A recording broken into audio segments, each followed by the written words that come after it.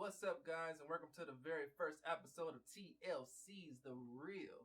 I'm your host, TLC, and basically on this show, we're going to be talking about a different subject every week. This week, we're going to talk about love. We're going to focus on that four-letter word, Love, love. Tell me what you think about it. How is love perceived in your life? Has love brought you down? Has it brought you up? Have you found love? Have you been in love? Well, basically, I'm going to give my perspective on it and how it's affected me in my life. I'm going to share with you guys how love made me into the man I am today. And don't forget, at the end of the video, like, comment, subscribe, send me video messages with your answers or replies on how you feel about it. I really want to interact with everybody, and I really want to know what you guys think on this. How is love perceived in today's society versus how is love supposed to be received overall? Let me know what you think. And without further ado, let's get started. I was asked this question, what is love? And my response was, God is love. And they say, why? And I say, because he sent his only son to die for me and you. And I know if I had to, put my son on the line for someone else, 9 times out of 10, I'm not gonna do it. And so yeah, it takes a lot of love to do something like that. But love to me is seeing an imperfect person perfect. I read that somewhere. I can't remember where, honestly, but I read that somewhere. Love is seeing an imperfect person perfect. What I mean by that is, let's say you get into a relationship with someone, and gradually you keep spending time with them, you're enjoying yourself, day after day after day goes by, you fall more and more and more and more in liking to them. Notice I didn't say in love, I said in liking, because sometimes before love comes liking.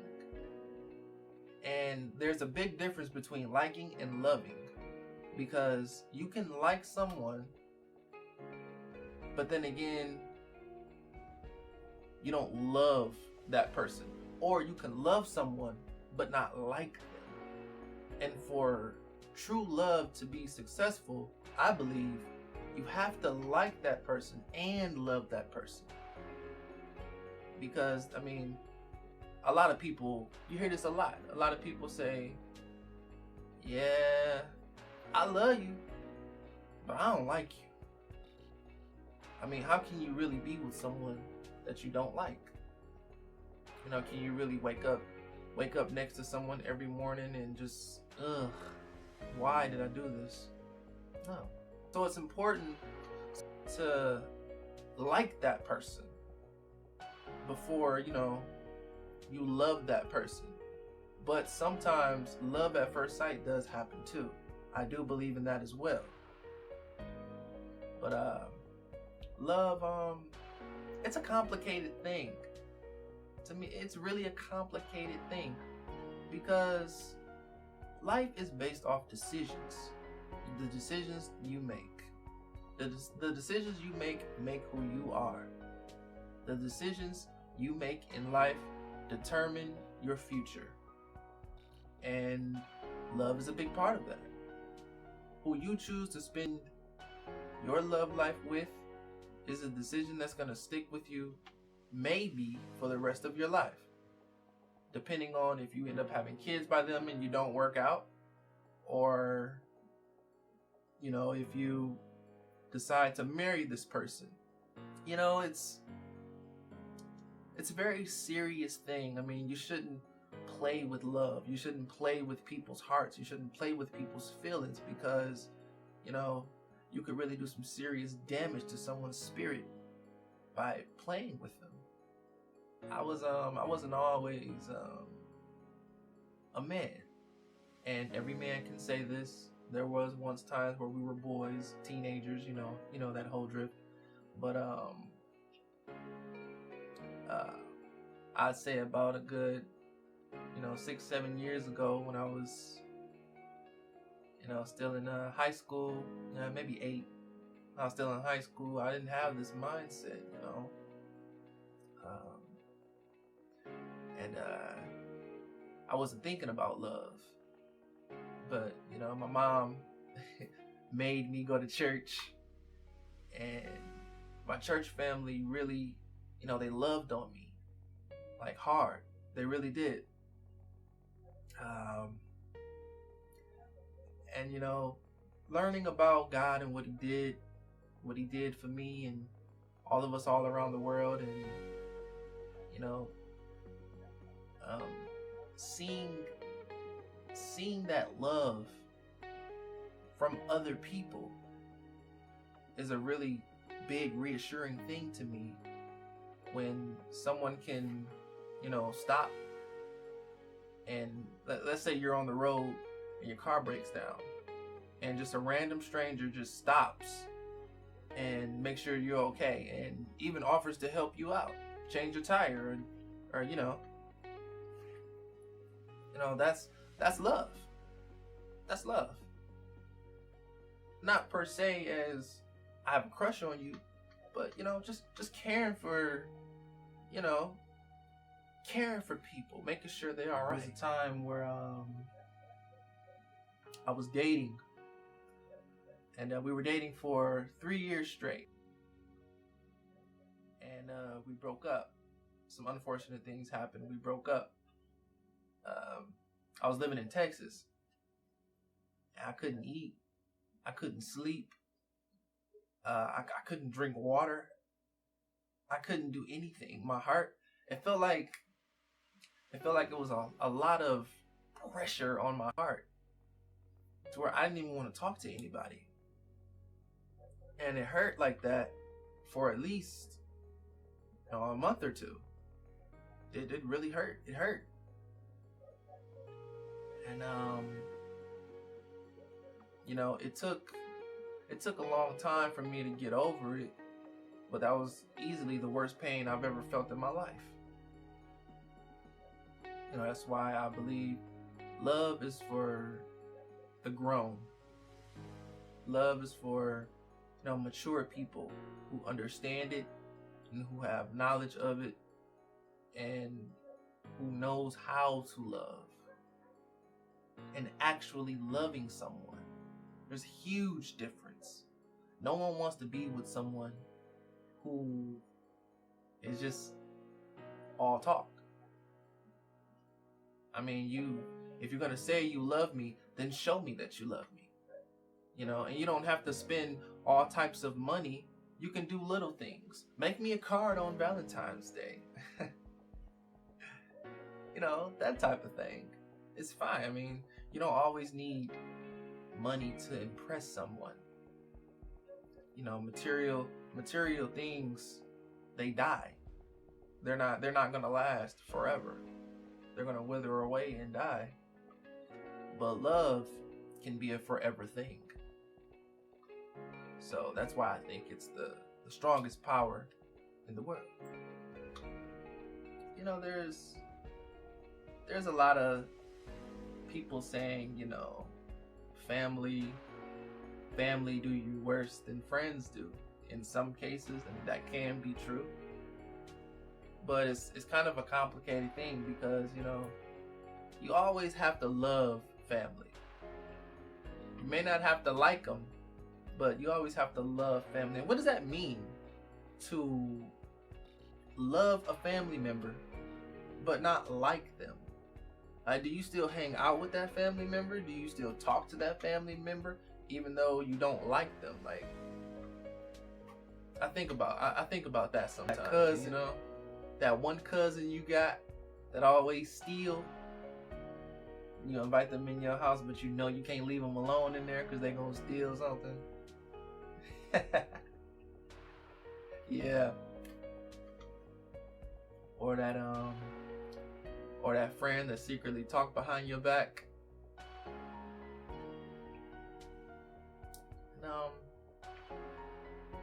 And, a lot of people perceive love as something different than what is actually perceived as. Because when you love someone, you don't cheat on them. You don't hit them. You don't try to cause any pain or hurt intentionally to this person. That's not love. It's not. When you love someone, I feel you should be able to talk to this person at any given time. When you are truly in love, that person becomes your best friend. In my opinion, that person becomes your best friend. You should be able to talk to your lover about any and everything in your life. Their problems become your problems. Your problems become their problems. And, I think the whole, there's a lot of talk going on, like the whole Facebook, Twitter, thing about, if you love me, then let me have your password or password to your phone. If you really, love someone, I don't see it being a problem. I mean, you shouldn't have anything to hide. But then again, your lover should trust you. So it's a 50-50 type thing, between because and this happens to mostly the fellas, the women. Let me have your password, baby. I want to get on your Facebook page. And the fellas are gonna do either one or two things. And I'm about to do something, and blah blah blah blah blah. Or, sure, here you go, baby. Go ahead, do what you gotta do. See, it's complicated because either he's trying to hide something that he doesn't clearly want his girlfriend or wife or fiance to see, or he has the mindset in his head like, I'm not finna give you my phone, you should just trust me. Which could honestly also lead to him hiding things. And on the flip note, the woman feels that, okay, if you love me, then I should have access. And not everything you should have access to, in my opinion. Some things are private. Some things are private. I'm not gonna say Facebook and Twitter or or a cell phone should be private. No, I'm not saying that. But some other things are private. Like maybe you're I don't know, maybe you're suffering from something that you don't want the world to know. That's a private thing. Or maybe maybe you gotta go to the doctor or something and get a checkup and you don't want nobody to know. That's a private thing. But a phone, I don't think that should be a private thing if you're in a serious relationship. I mean, and let's face it, if you got stuff to hide, then you should not be in a relationship. You should not put yourself in a position to say you're going to love someone when you know you're doing wrong. You should not do it. Just don't do it. And that is my professional opinion. It always leads to turmoil. 99% of the time, women have this intuition thing to where they're like 99.9% right. So fellas, I say again, if you are trying to be in a love relationship, don't hide things. Be truthful. And to make things, better, if your girl asks for your phone or anything like that, have sense enough to, be loyal. Just be faithful. Make it easier on yourself. Just be faithful. Let her see your phone. Do what you gotta do, And honestly, that leads to her not even wanting to go through it future-wise. Because as wrong as it sounds, it could be a test. To where she's like, I want to see if he's, cheating on me or something. Because I know these girls out here want him or whatever. And she goes through your stuff and doesn't find anything. And doesn't find anything erased. So, yeah, it's a lot easier when you're just simply faithful in a relationship. But again, I say if you love someone, or if you say you love someone, don't hide things from them. And don't put yourself in a situation to where you're saying you love someone but are doing wrong behind their back. Again, I say. Yeah, true love. Love at first sight. That's happened to me actually one time. Only once in my life has that happened to me. And what a story it was. It was different. I was 17 years old. And one day I was at home and my brother and his girlfriend Vanity was here, and we were all having fun watching anime. Just having a good time. We were all close. And my brother's girlfriend said she wanted to go get her sister. Her sister was at her house waiting on her, and she just wanted to come over here and watch anime with us because ironically she liked anime too. So I was like, okay, that's fine, go ahead. So they went to go get her, and I go outside and I sit on the porch and I wait for him to come. And I see him down the street walking back down with all three of them. And as they're getting closer, I go to walk to him, to meet him. And as they get closer and closer, and I'm walking, getting closer and closer to them, I see her, my brother's girlfriend's sister, and immediately, and I kid you not, this is all I see. I saw a beautiful woman with long hair. Her eyes were like a blue color, like grayish, like bluish gray. Oh my goodness. Everything about her was perfect. And I didn't know what was going on inside of me. I did not know what's going on inside of me. Something clicked. My heart dropped. It was like, oh. It's like I melted. Like, seriously. I don't know what was going on. I was only 17. Love had never happened to me before. I never seen this woman a day in my life. Not one day. I never talked to her a day in my life. And so I finally get all the way to him, and I don't even speak to my brother and his girlfriend. My attention is solely on this beautiful woman that I'm seeing for the first time. And it wasn't just her beauty. It was something about her spirit gave me a great feeling. Like she had a happy spirit, like one of those heartwarming spirits, And so,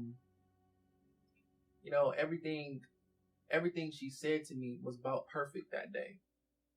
At least in my eyes. She told me her name and she was like, "Hi, my name is Maria." I was like, "Oh, you have such a perfect name. I love it." I was so infatuated with this woman. It was crazy, actually. It was crazy. And this is how I knew something was different. I've never felt this way in my life. Especially, off just meeting someone for the first time. So, Like, she reached out to give me a hug, and I grabbed her by the hand, and I was like, "You are the most beautiful woman I've ever seen in my life. I don't know what's going on, but I." And that's exactly how I went. I didn't say another word after that. And she was so nonchalant. She's just thank you, and you know. And so we come back to the house, and that whole time, you know, I'm so infatuated with this woman, and you know, I almost told her I loved her that same day, but I held that back. But you know, eventually, you know, we went out on a date, and we went. It was the Roller Haven. We went to Roller Haven. We had a good time. And you know, her mom came and picked us up, and this is a true story. I got out the car, and this is embarrassing to say, but it happened. Got out the car, and I got on my knees, and I was like, "Can you please be my girlfriend? Please, I really want to be with you." Right in front of her mama. Right in front of her mom. Her mom is like, "Whoa, he's serious." And she's looking out the window like, "Get up off your knees. What are you doing?" So yeah, later on she ended up becoming my girlfriend. And it was the best relationship I've ever had so far, you know. But I mean, like I said before, I wasn't the man that I am now back then, and I didn't know what I had. I didn't, and I can admit that I was wrong. I can admit that, you know, certain things should have been handled a different way from me, because she was a perfect woman in my eyes. She was a perfect woman, and I know everyone says no one is perfect, but she was perfect to me. Seeing an imperfect person perfect is what I think love is.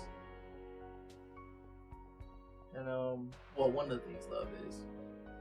And unfortunately, we broke up because I wasn't man enough, and I had an attitude problem, and you know, I can admit that. And then, you know, a couple years later, I met with another girl, and I fell in love with her, and that relationship kind of ended badly, and I got treated bad in that relationship. From my first relationship, my first love relationship, I was the one that did wrong. I didn't know how to treat her. And my second love relationship, I knew how to treat my woman.